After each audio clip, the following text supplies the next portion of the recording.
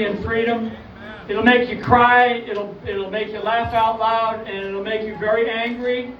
And at the end of the book is a call to action for this country, okay, for the country. So we brought a bunch of them here tonight. I'm signing them, or you can get them in the back. And what we're doing is every single person that purchases a book, we got a great deal for you, also is going to receive two things in here, is a DVD and a ability to watch on your TV, like on an Amazon Prime. So there's an Amazon Prime code thing in here, so you can watch it at home for free. Okay, so you get 3 things, and help us out. All right.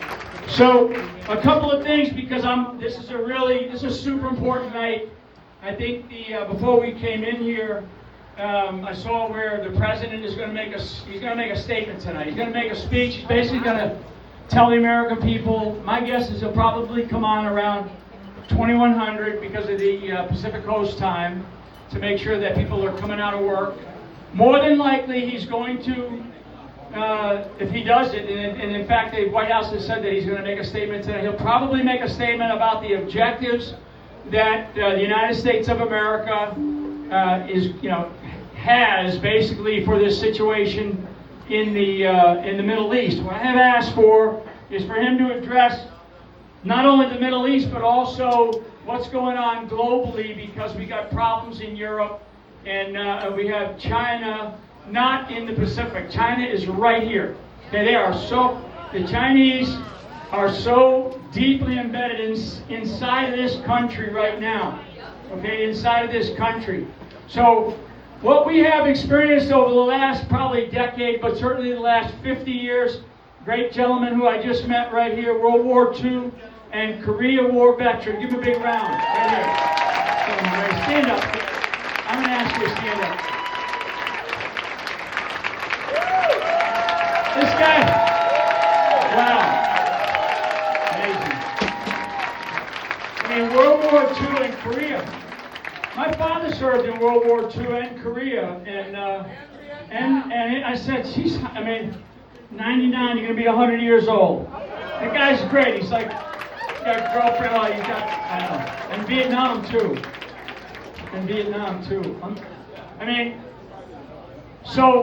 So we got a lot of great Americans in here tonight.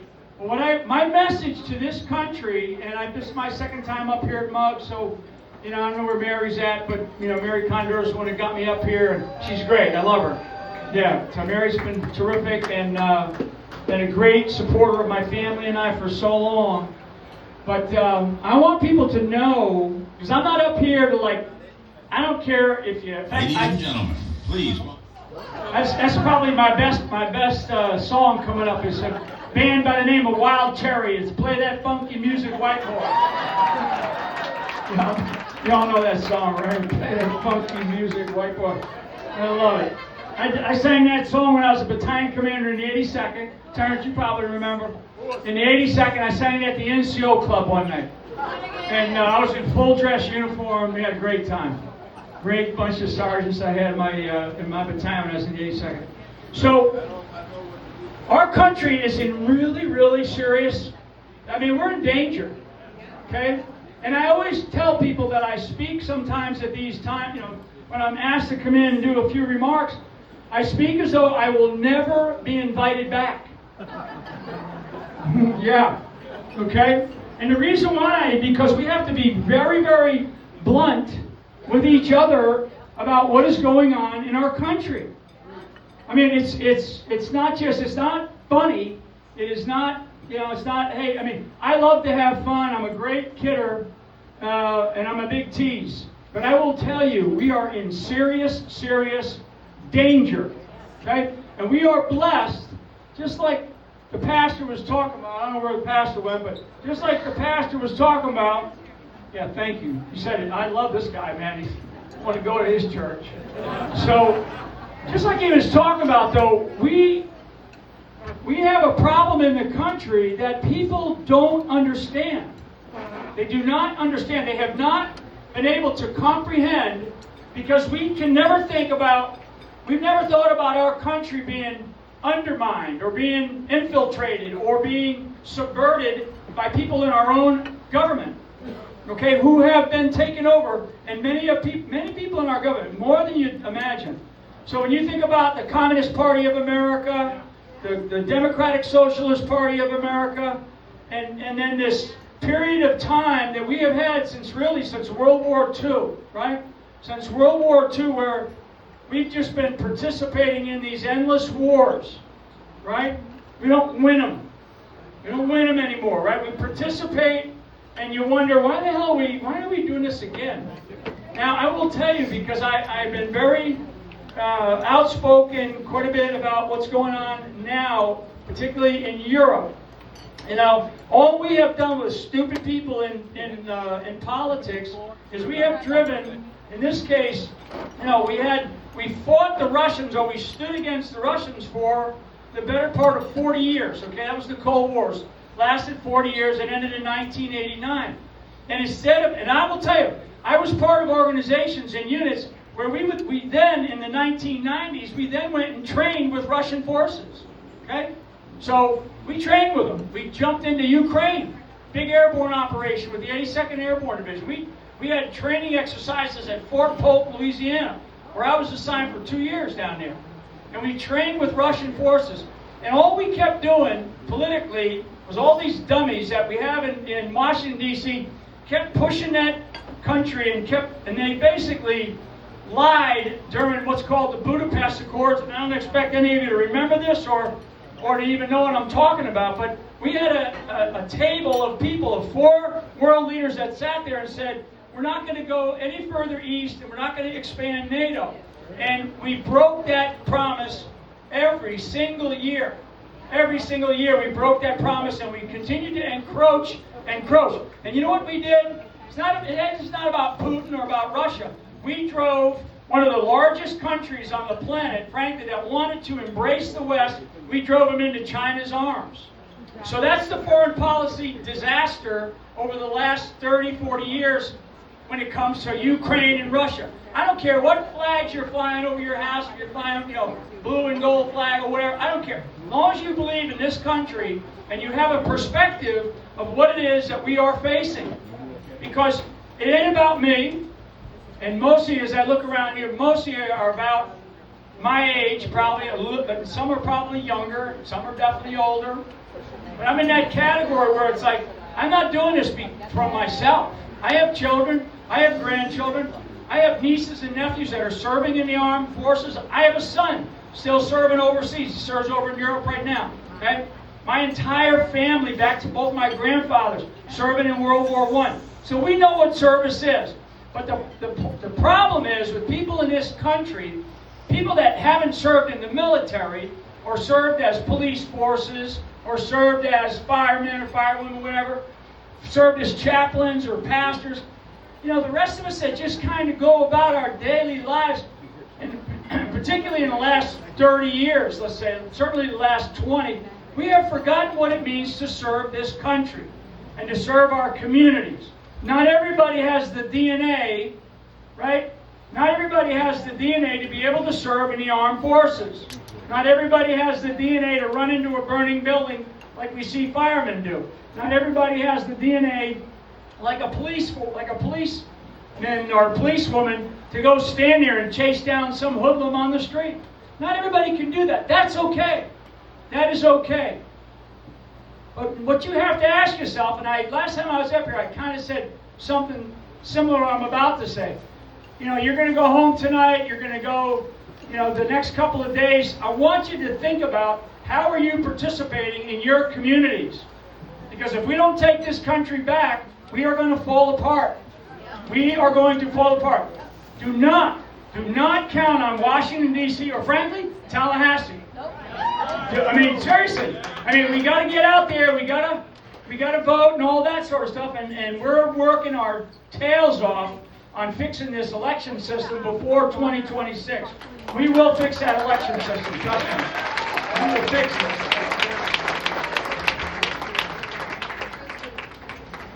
We will fix it. Trust me. There's no way in the world that we can continue as, if you paid attention to Mike Lindell, who's a great friend of mine, his thing, he deserves a big congratulations because he fought tooth and nail. All these big media companies paid like $750 million.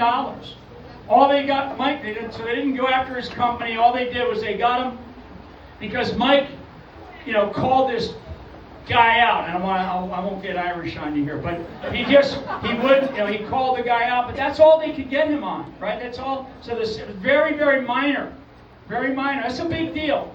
That's a total protection of our freedom of speech. And Mike Lindell stood his ground because they did not. That jury, right? This is in Colorado, a tough blue state. In Colorado, that jury said, yeah, you have a right to basically complain, out of passion and out of commitment about our elections. You have a right to do that. It's called freedom of speech.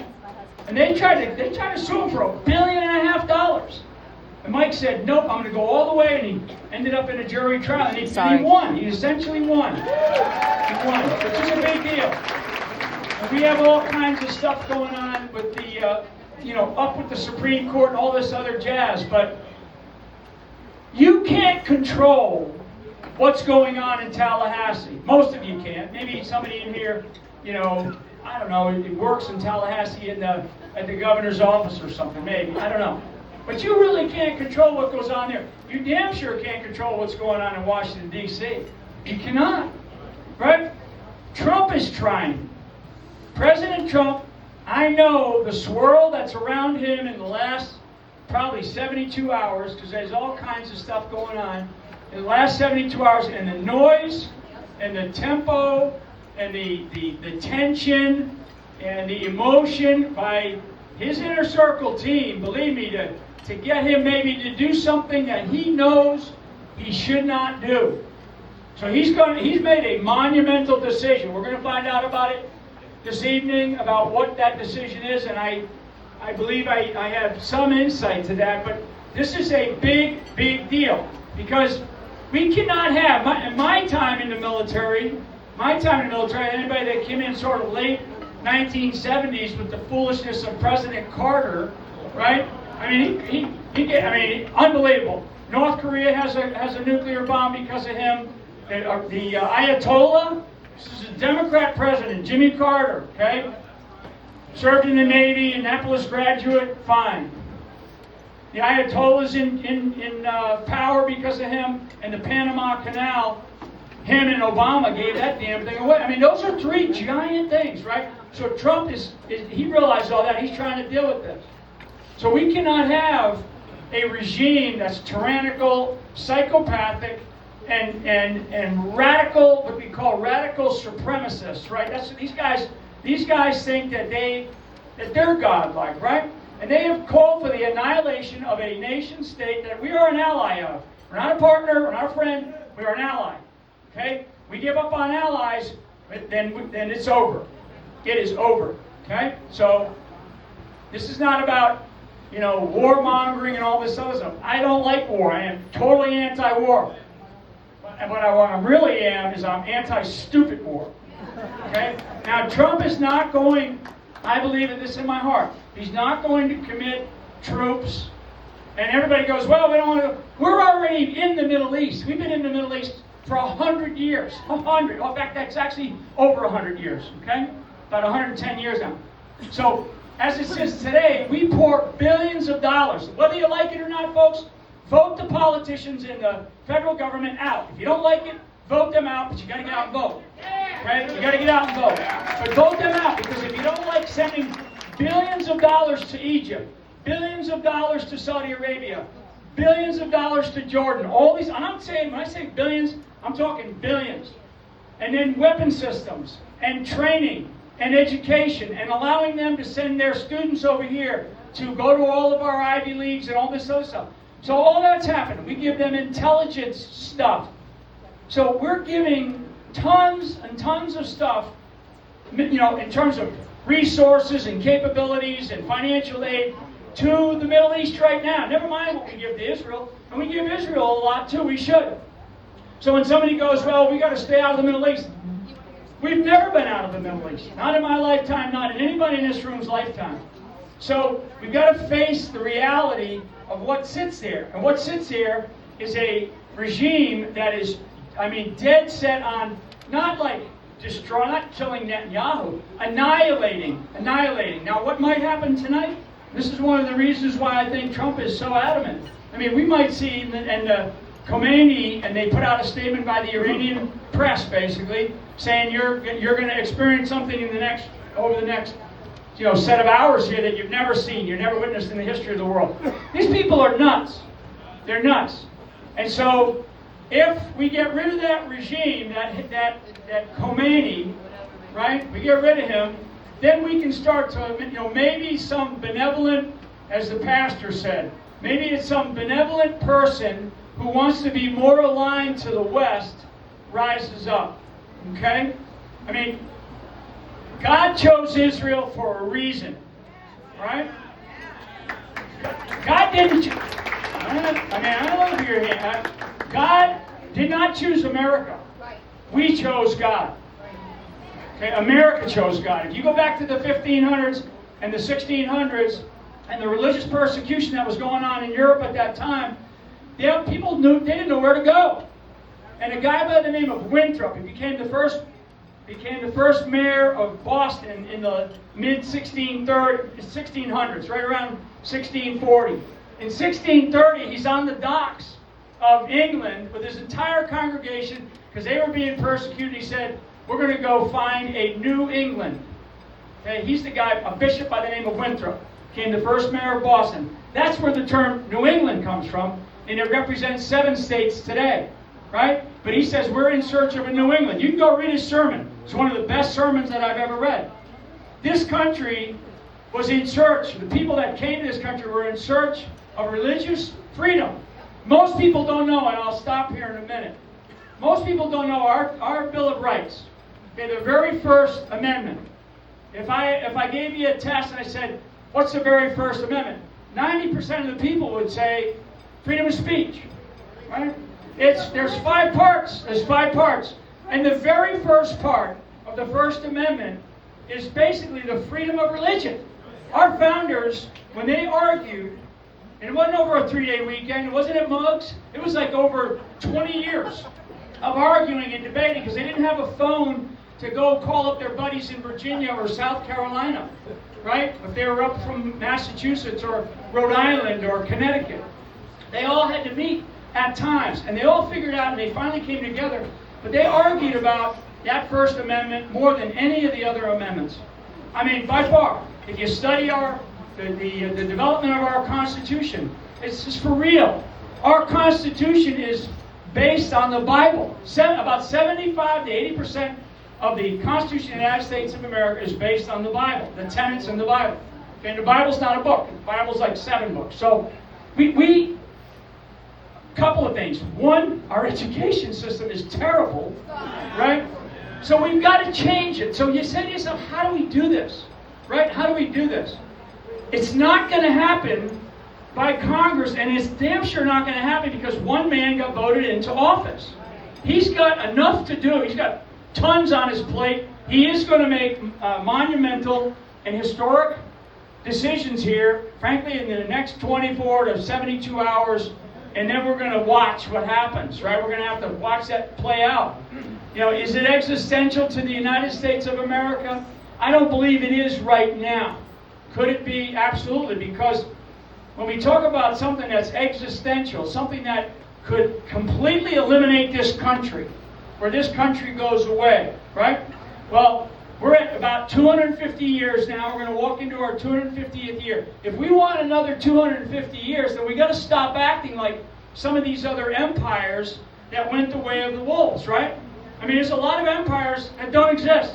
In fact, the factual point in human history is that empires rise and they fall. Roman Empire, Athenian Empire, Mesopotamian Empire, Byzantine Empire, British Empire, Ottoman Empire, right? You know what the average lifespan is of the top 7 empires in the history of the world? Top 7, 250 years. 250 years. That's a great book written in 1938 about that. So we're at a point, and we have people in this country that are anti-American. We have people that are in our federal government and all branches. I mean, my God, you see what these judges do, right? You see what these judges are doing. I mean, it was immediately clear that when Trump won, you could see where they were planting themselves, where some of these very Marxist law firms were planting themselves around the country and who they were contracting with. These are things that we pay attention to, people that I know and people that I'm working with, because we're trying to fight back at that level, at the level that I can fight back at. Okay? Trump will do what he can do. Flynn will do what I can do. You need to do what you can do. Okay? And I mean that because at the end of the day, we're like we say, freedom is not free. It's a corny thing. Freedom is not fair. Okay? It's not fair. Right? Some people get it, some people don't. Right? And it takes an incredible level of sacrifice. Right? Sacrifice. I mean, talking about a young man, I guess, that died 15 years ago in Iraq.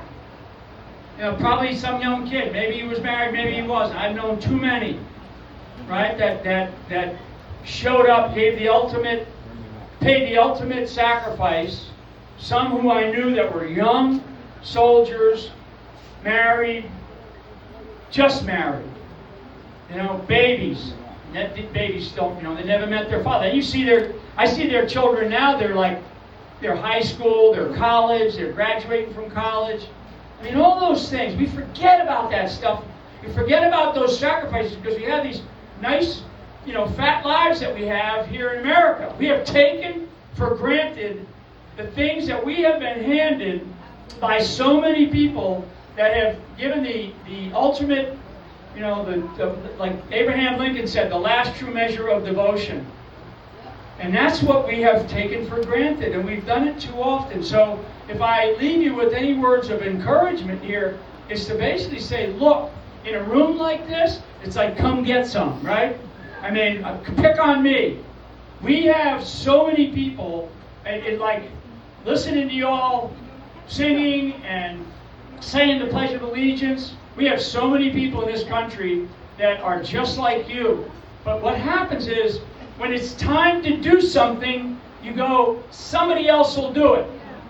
Somebody else will do it. Now maybe there's, maybe 50% of you in here are very active. I don't know. Somebody else will do it.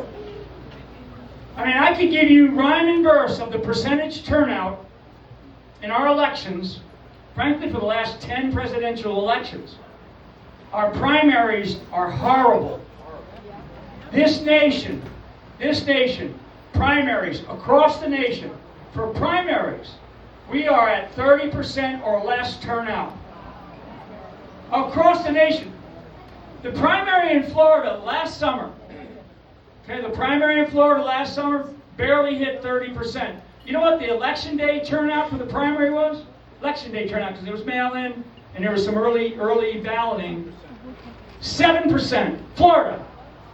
7% in the primaries on voting day is what turned out. Okay, mail-in ballots and early voting that was allowed got us up to about 29-point-something%, like right at about 30. That's in Florida. Nationwide, we are at about 30%. Presidency of the United States, or when we vote for president, this is 10 years of presidential elections to include this last one, which was a big turnout, certainly for Trump. I mean, yeah, too big to rig. Thank God. But our presidential year turnouts, right, when we vote for president, we are at average 67% voter turnout nationwide. That means that 33% of people who can vote, are registered to vote, don't. They just sit it out and they go, I don't do that political thing. Okay? I used to get into an argument with people that would say, I don't do politics, that's for the politicians. And I'm like, shove it. Because everything that I'm sorry. Everything, if I was in his church, I wouldn't say it like that. Because I'm in mugs. This is a serious time. You, every American, has a responsibility and you have a privilege to vote. It is a privilege to vote. And so you have got to look at it and look at gentlemen like this or other people who have gone away to potentially give their life for this country or have, and you got to say, what did they give me? What else? Oh, they gave me a lot, right? But they also gave me the privilege to decide the direction that my country was going to take, right? That's what this is about. And I know we're not rolling into a primary this week or some other election, but we always got elections. I mean, how did we ever get to where we allow in our elementary schools drag queen hour with people who, I mean, with school boards, and this is in this state too. So they like, oh, Florida's wonderful. Florida's a lot better than New Jersey, believe me. But how did we ever get there? How did we get there? Why? Because we fell asleep and we got apathetic and we got lazy as Americans. The only way that we're going to keep this country and the fabric, this beautiful quilt that we have, the only way that we're going to do it is if we get involved, folks. So that's my big message to you, and pay attention. Pay attention. Do not let yourself be one of those people that goes, I don't do social media, I don't do that. That's all. Be careful what you listen to. Who you're listening to, what you read. I mean, pay attention. Go grab a good book, right? Go grab a good book and read the damn thing. If you were lucky and you're old enough, you went to a public school that was halfway decent, you're lucky. You're lucky. And it's not because we can't sit here, and I keep saying I'm going to stop here, but I'm on a soapbox. We have to stop this.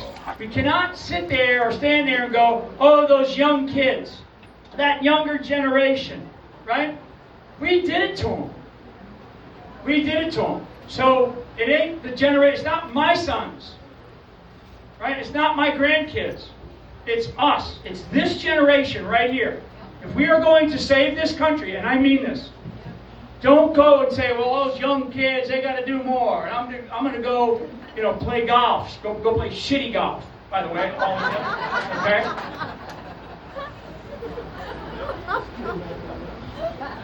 Yeah, you know what I'm talking about. Right? We cannot sit here as the older generation now in this country and go, okay, man, those young kids, I hope that they can save this country. No. And the little babies, the 20-year-old or 25-year-old and younger, they don't know which end is up. God help them. God help them. They really don't. Those that are like 25 to like 40, maybe 45, they're struggling. They're struggling. And the majority of people in this country that have children are single. Moms, for the most part, right? I mean, these are the things that I don't get up and go play golf. I get up in the morning and read executive orders, right? I mean, this is my life. My life is national security. My life has been the service to our country. And when I look at why we are the way we are, it's because this generation right here, I'm 66 years old, I'll turn 67 this year. This generation messed up. We messed up. And whether you like to hear that or not, tough. It doesn't mean that your service to this country isn't honored. It just means that we allowed ourselves to get to a place and we all kind of go, it's too bad, it's so sad. What happened? How did this happen? How did this communism or Marxism creep into this country? How do we allow China to buy real estate next to some of the most sensitive military property in the world? Because you know what the Ukrainians just did? They just parked a bunch of trailers on property right next to the Russian airfields where they park a third of their nuclear triad. That's what the Ukrainians did. What's going on in Iran? Okay, Iran. Iranians are very smart. I mean, the Israelis are very smart inside of Iran.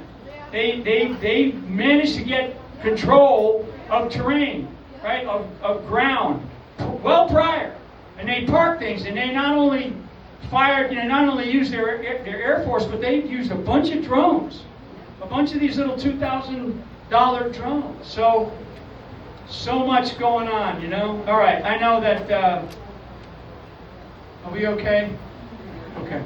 All right, I'm going to stop because otherwise I'll, you know, you guys are it's 7:06. Okay. Well, you know what?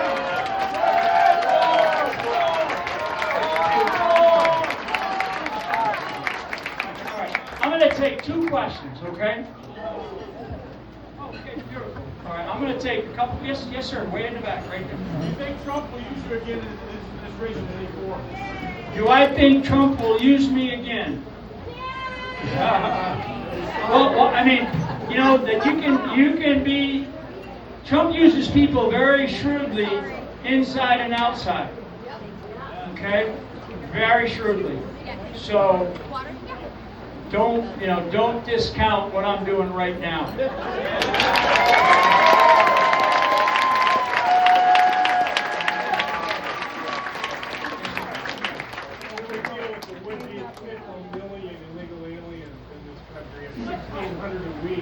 Yeah. So he's at great question, and the gentleman asked about what do we do about the 50 million?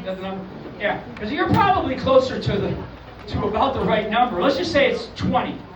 Let's just say it's 20 that came in under Biden. When I was living out in Arizona, I was stationed out in Arizona at the very beginning of the turn of this century, right? And at that time, this was 2000. It was right after 9/11. I deployed to Afghanistan, spent a number of months here, and then came and served at Fort Huachuca for a little while. And at that time, I was one of the commanders down there. At that time, we had 12 million. 2002, late 2002, 12 million. Okay, in the country that was assessed at that time, and I don't see us taking them out here.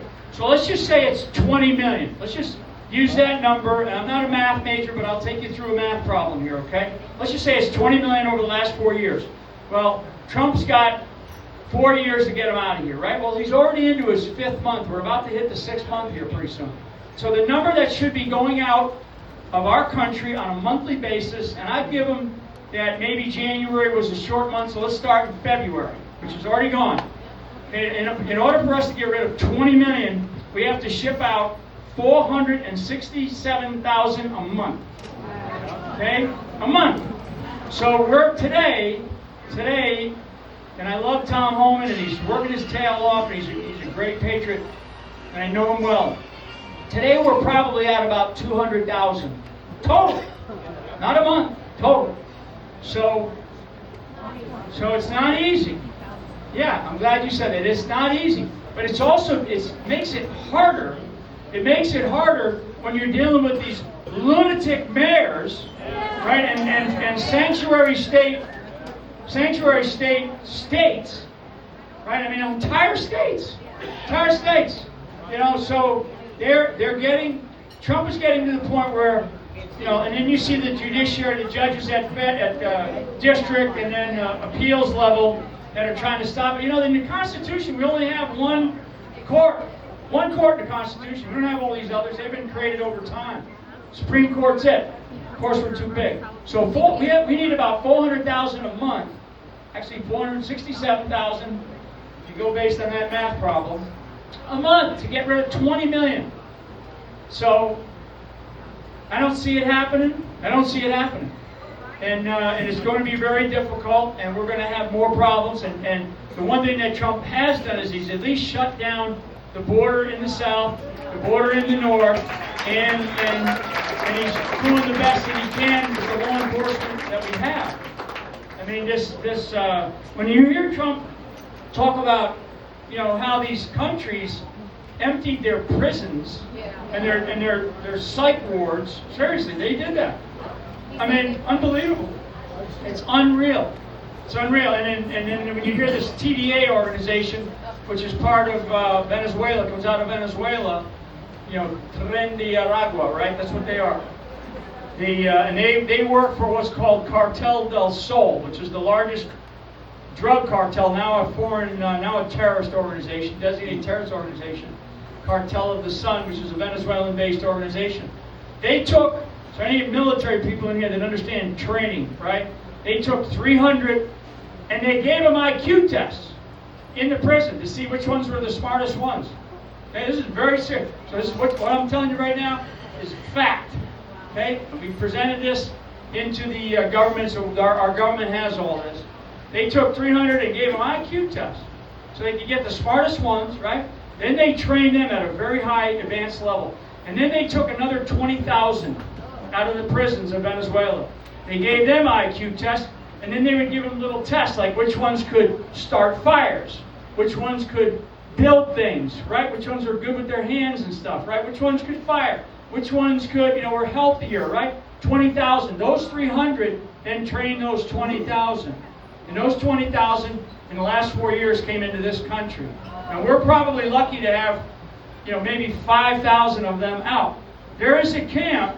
This is all publicly available information. If anybody told you, if you listen to the right media, there is a camp in south of Panama City, and that the Chinese set up, a non-governmental organization that the former DHS Secretary Mayorkas actually was part of the board of directors of before he became the Secretary of Homeland Security. Through that camp came 300,000 military-age Chinese. I mean, this is all known. Okay, these are things that the media aren't going to talk to you about. These people were intent, and Biden, Mr. Autopen, right? I call him Uncle Joe. But this has always been known. This is all stuff that's known. And you're standing there like shouting into the wind, like into this fan, and you don't know if anybody's able to hear you. And people go, they're conspiracy theorists, right? Yeah. So this is very, very serious stuff. So that's a little bit longer answer. Yes, sir. Fifth generation warfare, thank you. And Sergeant Cutler will write a book about the divide and conquer, the war in our minds. Right. Would you mind telling us about the book and the concept? Yeah. Fifth generation warfare. Yeah, great, thank you. So myself and another retired sergeant from the Army, and he's a Boone Cutler, Sergeant Boone Cutler. He was a psychological operations special forces soldier. Brilliant, great guy. Got blown up really bad in Iraq. Spent 2 years at Walter Reed recovering. Tried to kill himself a couple of times. Fought through that. And now he runs an organization called Spartan 300, which basically saves the lives of guys who are contemplating suicide. He's saved many lives now. So that's a good one. So the gentleman asked about fifth generation warfare, which is essentially what we're in. And the phrase was divide and conquer. So fifth generation warfare means, and it implies there's 4 previous generations, which there are, right? And we're in the Middle East. We're sort of in the middle of the 4th generation part, because there's nuclear war.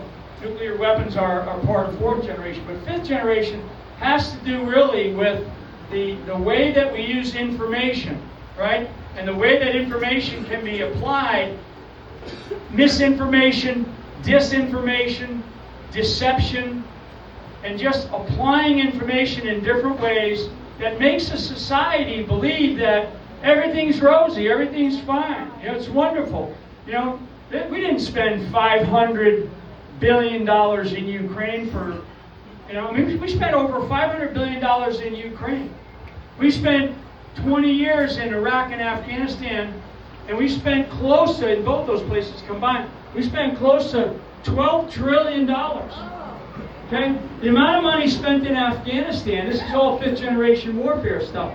The amount of money spent in Afghanistan is more money spent in Afghanistan than was spent to basically put together what's called the Marshall Plan post World War II. Okay, so the Marshall Plan was to rebuild all of Europe after it was decimated by various sides, right? By the Germans, by the U.S., by everybody, by the Russians, right? The Marshall Plan. We spent more money in Afghanistan on a losing cause that we retreated from. We retreated from there. So 5th generation warfare, and we have I don't think we brought any books with us, or did we? We bring any books of 5th generation? Maybe a few. I have a website, generalflynn.com, and you can go. So we actually did a series, Boone and I, Introduction to 5th Generation Warfare, How to Fight Artificial Intelligence, And then the third one is the role of the church. The role of the church. And the role of the church is not about pastors, it's actually about you. It's about the faith of this country, whether or not we're going to continue to have it. I'll take one more question, George, maybe. One more. Way in the back. Somebody.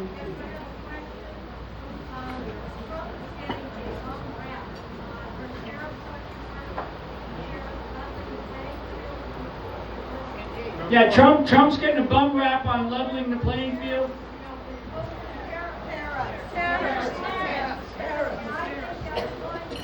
Okay, somebody yell it up. Somebody yell up her question.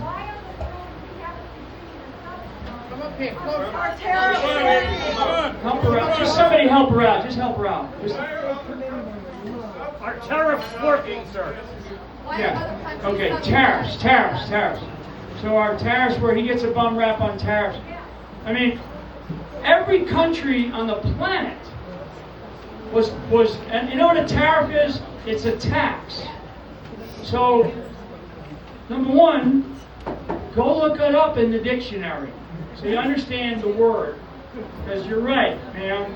Everybody is like, you know, they don't know in the media and everybody, all the talking heads, they just disparage this idea. Every single country on the planet that does some trade with us taxes us. They tax us. So all Trump is doing is saying, hey, look, you're going to tax us, we're going to tax you. What, you know, how do you want to do it? You want to go down to zero? Okay? The Chinese, we buy, I mean, I guarantee if I check you all out, somewhere on your body, you got something that says made in China. Okay? Right? Sadly. Yeah. So our country, so this gets back to what do we need? We need leaders, not politicians. We need leaders because the leaders in this country, the politicians in this country have destroyed it. They have given away everything. So we have the most innovative people still on the planet here in America. I mean, absolutely. And definitely we have people that think differently because we can still. All right? That's what freedom does to your mind. Okay? So we have the ability to create energy in abundance. I mean, we have so many energy resources. When you hear all these words about, these phrases about rare earth elements, we have more rare earth elements than anybody else on the planet. Water, fresh water, huge commodity. You got to have it. One of the largest freshwater sources on the planet is called the Great Lakes. And then you look at rivers like we have, or you look at the Rocky Mountains like we have, right? The beautiful Rocky Mountains, Piedmont, Blue Ridge. I mean, there's all kinds of fresh water, and we still do a much better job irrigating, but we can do a better job. So these are the types of things. Manufacturing in places like Michigan or Ohio. Mining operations in Montana or Colorado or New Mexico, right? Montana is still red. Colorado and New Mexico, they'll shut you down. I've talked to people who run mines, and they couldn't stick a shovel in the ground without going through about 12 regulations. So we're nuts when it comes to that, and that's why some politician who gets somebody to stick a little bit of money in their back pocket, okay? So I'm just telling you folks, you go to vote for somebody, you better know what you're voting for.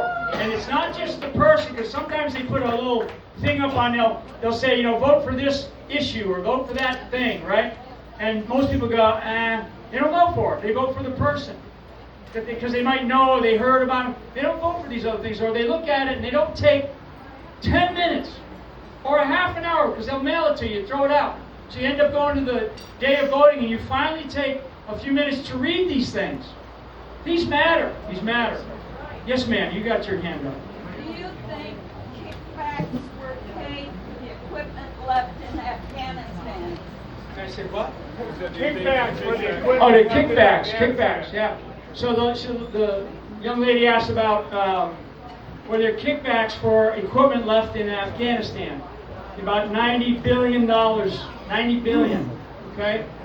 And I don't know the answer to that, but I do know that a lot of that equipment has found its way to the war in Ukraine. It's found its way to the operations in Syria, in the Middle East, and other places, because those guys are smart. They took it and they're selling it. They're selling it on the black market. They're selling it to people who will buy it. Because they don't need that much. They really don't need that much. And they, I mean, you're talking about, most of you don't know this, but the Biden administration continued to pay the Taliban, continued to pay the Taliban like $40 million a month. A month. So, I mean, so there's a lot of that. I mean, we surrendered and we retreated under fire, and we had people killed, we had Americans left behind, and then we had to have civilians, in various capacities, conducting rescue operations for like months after that. I mean, this is America, right? Don't get me going on the war in Afghanistan. All right, I'll go one more. Yes, ma'am. Right there, yes, ma'am. Right there with the red shirt on. Yes, ma'am. You raise your hand. Yes, thank you, General Flynn. I have a statement and then I have a request, please. I just came back from Washington, D.C. I was there for a year and a half advocating for the January 6th political prisoners. President Trump used a database that we built for his legal team to get all the Jan 6ers pardoned. There's 3 Jan 6ers that are still incarcerated because their judges wouldn't sign off on their pardons. Dan Wilson, Edward Kelly, and Benjamin Martin, who is out on a $200,000 bail. I'm asking you if you will please tell President Trump that we still have 3 Jan 6ers that are still pent up in this situation because their judges... And they received pardons, too. They received pardons, and this is what I feel like, General Flynn. Yeah. I think there's still a lot of gatekeeping going on in the administration. Oh, no, there's undermining, there's subversion. It's not gatekeeping. Gatekeeping is when somebody outside your outer office, doesn't let somebody in to the boss, right? This is subversion. Well, let me just say one more thing, because I spoke to Ivan Raiklan like a week and a half ago, because he's really been instrumental in exposing a lot of what happened Jan 6 and working on... She's asking about January 6th, and we still got 3 people that are still incarcerated, even though they received pardons. That's correct. And what I'm asking you, General Flynn, because you do have access to President Trump, is will you just please remind him that he can easily fix this with a stroke of a pen and just rewrite some stipulations in the pardon. So I'm just asking if you would commit to doing that today, sir. Yep, I will. Thank you. I'm very aware of that. I'm very aware of that. I probably talked to Ivan Raiklan a couple of times a day. I will see him Thursday, and we're not going to let this one go. I know.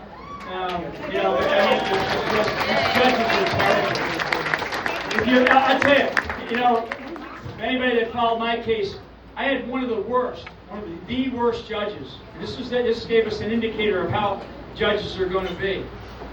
My case, most people don't know this, my case was dismissed.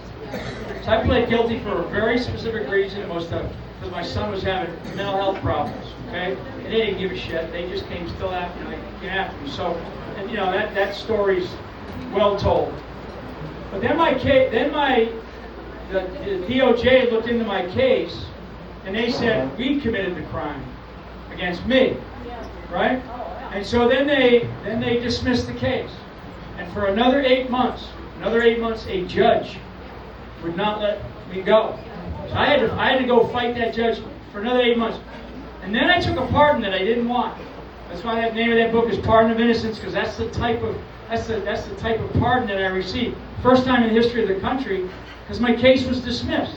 I was more than guilty, right? The crime committed was by the government. So why would I need a pardon, right? And Trump and I talked about this, and he knew that this judge was not going to let me go. So he said, I'm going to give you this pardon. You can take it if you want. I said, I'll take it to get this thing off my back. But that judge, even after that pardon, that judge still hung on to me for another 30 days. Another 30 days. And he wrote one of the nastiest decisions of his career, his long career. He's a lifetime appointed judge, been in there like 40 years. Didn't you have the guy is he's a racist. He's a racist. and he's a terrible person. That's right. Terrible person. And you know, I've been very public about that like I am right now. So, anyway, I got that. All right, everybody, God bless you. God bless you.